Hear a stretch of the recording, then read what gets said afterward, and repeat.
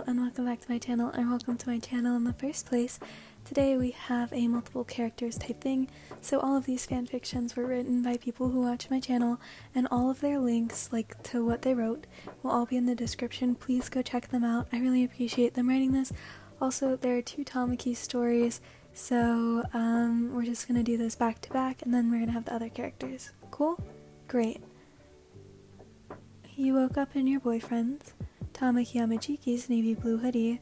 You smile while walking to the kitchen where your adorable shy boyfriend was. You sneak up behind him and hug him. "Boo," you said, making him jump. Listener, don't scare me like that," he said with his face turning red. Sorry, you said, teasing him. Tamaki turned around and hugged you back. He kissed your forehead lightly, which caused your cheeks to turn a light shade of pink. You look at him in his indigo eyes, and he looked at yours.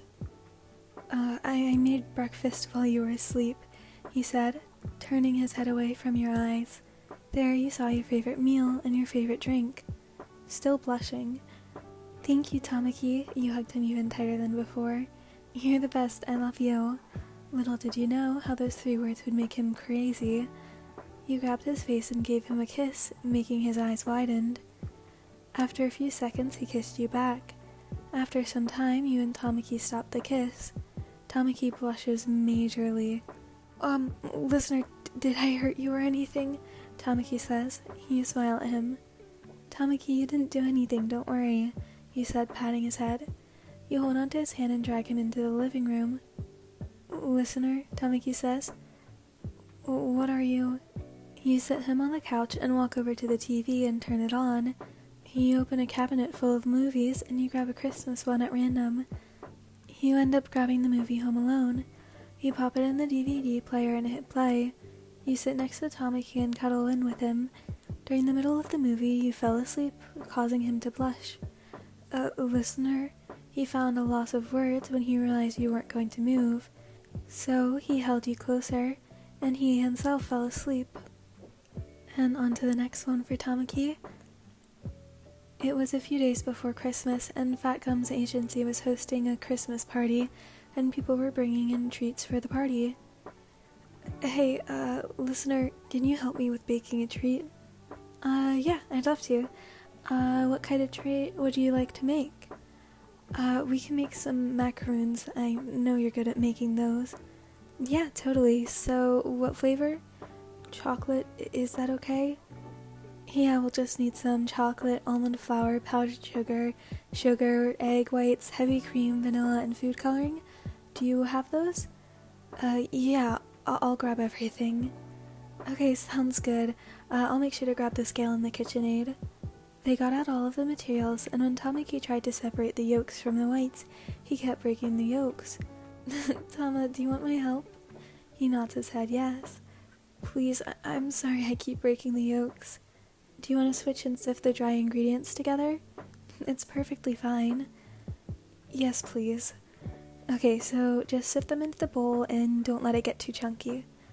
Listener successfully separated the whites from the yolks, and Tamaki luckily didn't spill any of the powders. "Hey Tamaki, can you pass me the powders and line the baking trays with the silicone baking sheets?" "Thank you." "Yeah, I got you." Listener hugs Tamaki from behind, and he slightly stiffens from that, but after a while he relaxes with a slight blush. "I love you, Tama." I love you too." "You're so cute. Can you start heating up the chocolate?" "Okay." While Tamaki was melting the chocolate, Listener was folding in half of the powders till it was streak-free, and then added the rest and folded it in, and could make an 8 in the batter.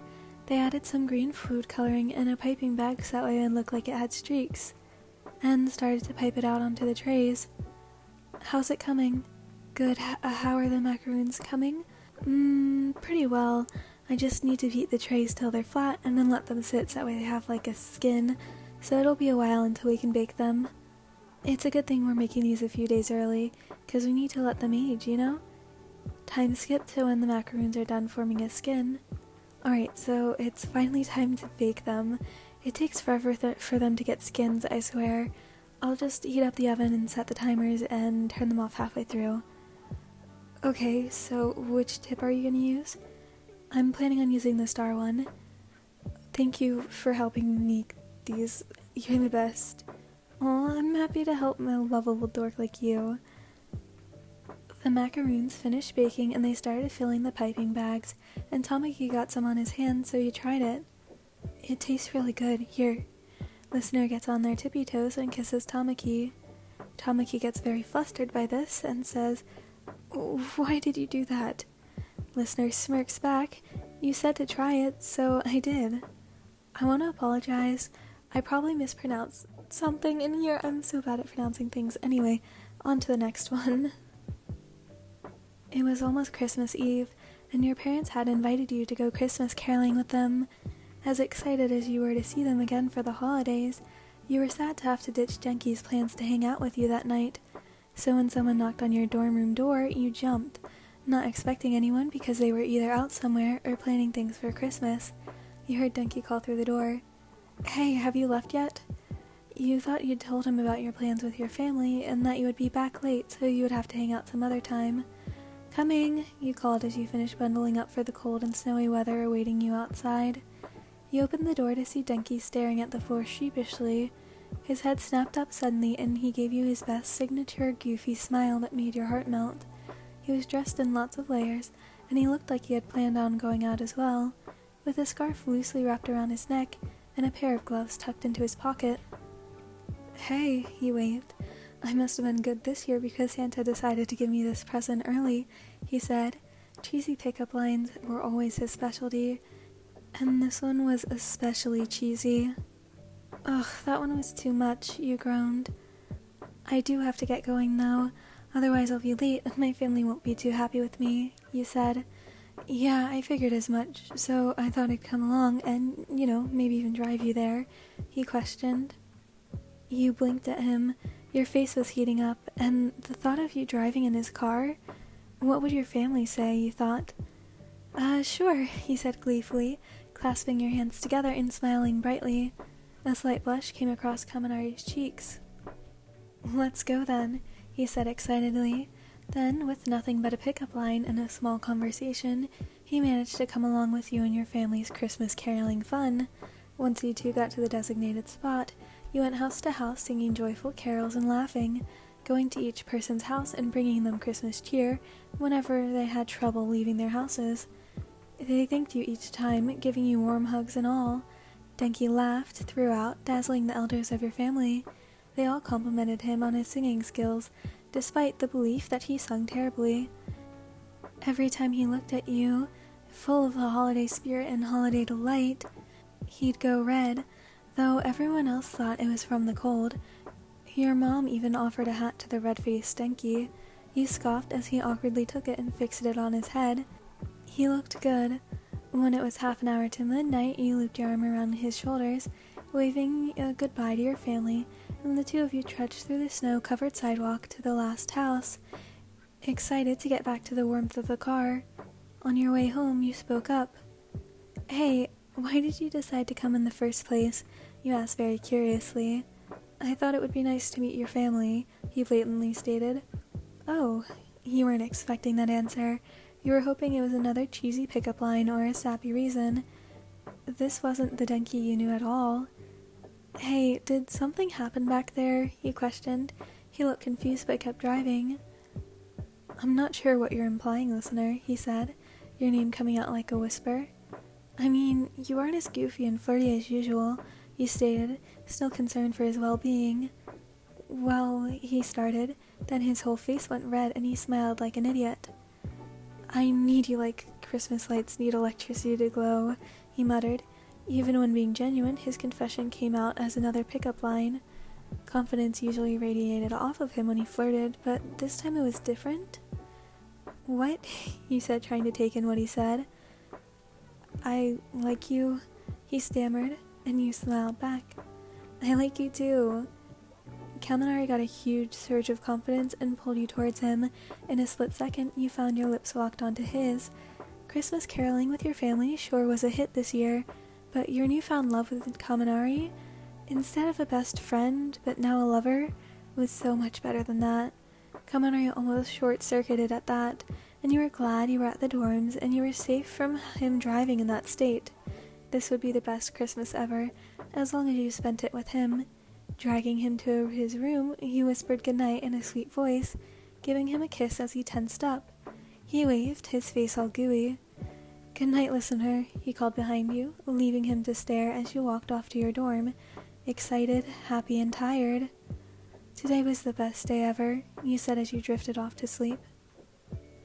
The Christmas carols, played over the speaker of the mall, were disturbed by the loud, angry cries of Bakugo Katsuki. Christmas shopping with the boy was a joy, and even if he acted like he wanted nothing to do with Christmas, you knew he still cared, even if he was good at hiding it. "Absolutely not, there's no way in hell," Bakugo cried, throwing the plush toy right back into your face. "Aw, come on, I bet Kirishima would love it," you said sweetly, showing off the stuffed shark and resting your chin on its head. "No," Bakugo repeated, crossing his arms and looking away. You sighed. "We all know you have a soft spot for him. He's one of your closest friends." The blonde's eyes went back to you, scanning your face and waiting for you to say psych. But you didn't. "So what? I'm dating you, not him. Why should I waste my money on shitty hair?" You put down the shark and sighed. "Come on, Katsuki, it's just Christmas shopping. Plus, that's the whole point. You buy presents for all your friends," you said, walking up to him and showing him the toy again. You tried again and again to convince your stubborn boyfriend to just buy Kirishima a gift, but he was adamant that you were the only person he needed to be spending money on that Christmas. It was your first one as a couple, so you understood why he wanted it to be special, but you still thought not buying the rest of the squad gifts would be mean. "Well, fine, but you need to think of something to get him. I'm getting Kaminari some chokers and Sarah that new game he wanted. Mina, I'm not exactly sure yet, and your present is a surprise," you said, counting your friends on your fingers before giving him a goofy grin. In response, you only got a snarl. Your boyfriend gave an annoyed huff. "Just get him some Crimson Riot merch or something." "I can't do that," you objected. "And why not?" "Because he already has everything. That boy worships him like he's a god. I couldn't find a piece of his merch he doesn't own." 1 second passed, then another. Then Bakugo nodded slowly and sighed. "You've got a point," he said with a huff, turning and walking down the aisles. You sighed, putting down the shark and following him, holding the shopping basket between your fingers. You walked behind him, looking at the shelves. They were decorated with Christmas decorations, which you had been debating on buying for the dorm. You thought some small decorations hung up here and there might add a little bit of a festive atmosphere, but you weren't sure exactly what to get. "Hey babe, what do you think about getting some fairy lights for the dorms?" you said, walking up to him and grabbing on his hand. He didn't pull away, but you could see the blush on his face as he tried to hide it by pushing up his scarf. "I don't care. Why don't you go ask Ponytail to make some?" He spat, looking away from you. You sighed and stopped walking. That caught the blonde off guard. He looked back at you annoyed. "Alright, let's keep on moving. I don't want to be stuck here for all of December." All you could do was give a faint smile as you watched his face relax, the Christmas music playing faintly from a few aisles over, feeling more comforting than annoying by now. You put your shopping basket down by your feet and took his gloved hands in your own. A small, genuine smile crossed his face. "There it is. There's the smile I love so much." Immediately, his face went red and he turned away. "Don't ever do that in public again," he mumbled, but you pulled his face back to look at you with a tug of his hands. "Come on, Suki, it's almost Christmas. You can't expect me not to compliment you." "It's the season of giving," you insisted. You intended to continue your little speech, but he had other ideas, grabbing your wrist and pulling you into a kiss, and you were very happily surprised. Bells rang around your head, and you couldn't tell if they were real or from the sensation of him kissing you so abruptly. Then he pulled back. The warmth you clung onto during these winter months stripped away from you. "Go get that shark then, dumbass." "Alright," said the end of this one. I hope you enjoyed. So some people were confused about the Bokuto fanfic saying day 4. Basically, I just posted that because I had edited it in advance because I was still waiting for these fanfics to come in, but this is officially day 3 and you'll see that by the title. Again, check out the fanfic links in the description, very important. I hope to see you in the next one. Oh, also Discord link and music link are also there. Hope to see you in the next one. Have a great rest of your day, night, whatever, and goodbye!